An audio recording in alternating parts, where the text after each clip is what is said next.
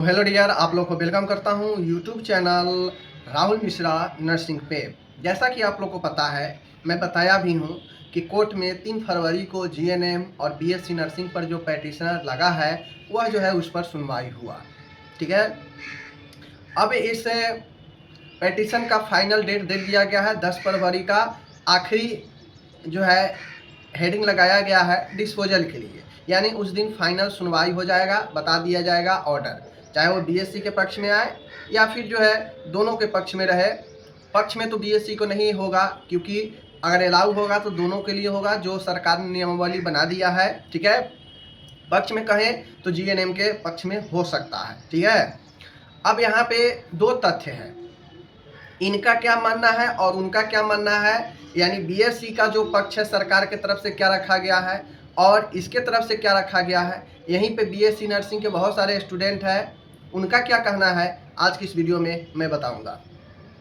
Large number of number संख्या है student का, जहां पे जो बीएससी वाले हैं वो ये कह रहे हैं कि सरकार के पास अधिकार है नियम बनाने का, नियमावली बनाने का। ठीक है, उसे बनाने का पूर्ण अधिकार है, पहला पॉइंट। दूसरा उनका कहना है कि सरकार ने कोई गलती नहीं किया है, जो नियमावली बना है वो सही है और यही मान्य होगा।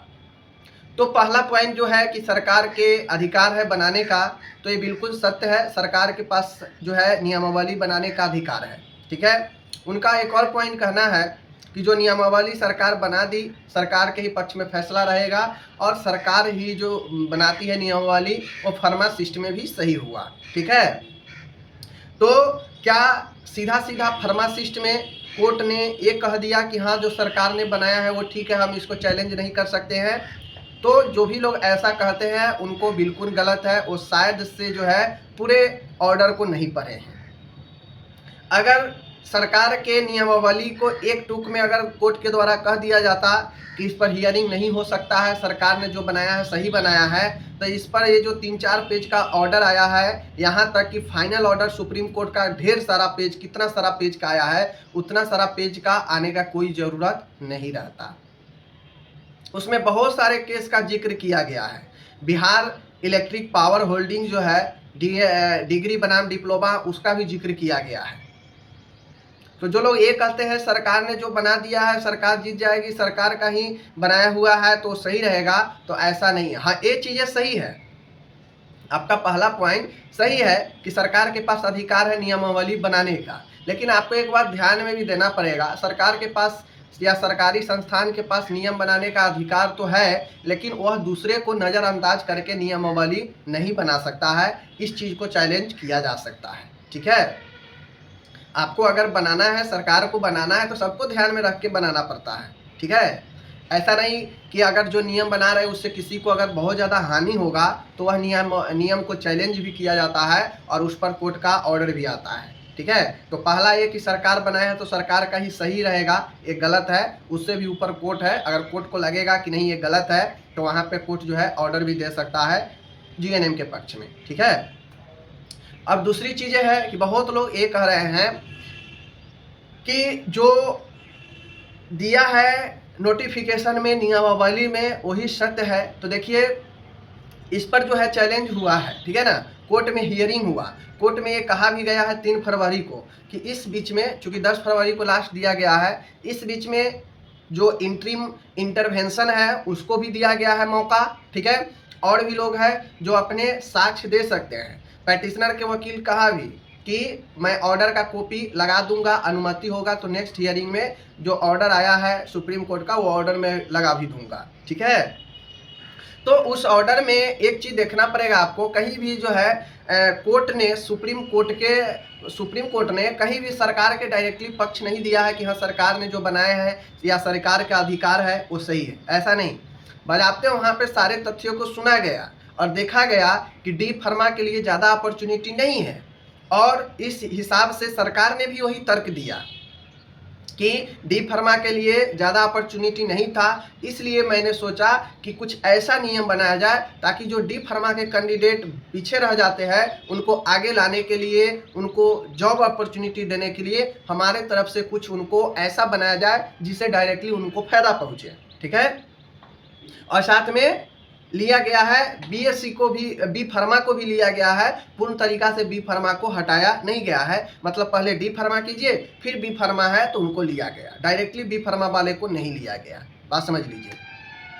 तो यहाँ पे अब पक्ष जो है, देखिए बीएससी वाले के जो लड़ाई लड़ रहे हैं सरकार है, एक तो उनके पास यही पक्ष है कि सरकार के पास अपना जो है शक्ति है नियमावली बनाने की बहाली से संबंधित, ठीक है, पहला पॉइंट। दूसरा पॉइंट यही है कि वो यही दर्शाने का प्रयास करेंगे कि सबको समान और सबको समान अवसर मिल सके, ठीक है। तो ये जो समान अवसर वाला है, अगर अच्छे वकील सामने वाले होंगे जीएनएम का तो सीधा खंडन करेंगे कि जब समान अवसर आप यहाँ देना चाहते हैं तो आप फार्मासिस्ट में क्यों नहीं समान दिए, क्यों नहीं वहाँ पे बी फार्मा को भी कर दिए, क्यों वहाँ पे मिनिमम क्वालिफिकेशन जो है डी फार्मा को आप माने। तो यहाँ भी स्टाफ नर्स के लिए मिनिमम जीएनएम मानना चाहिए, जो जीएनएम के बाद पोस्ट बीएससी किया होगा उसको अलाउ आप करते, तब तो सेम होता दोनों। लेकिन यहाँ पे कुछ और है, वहाँ पे कुछ और है।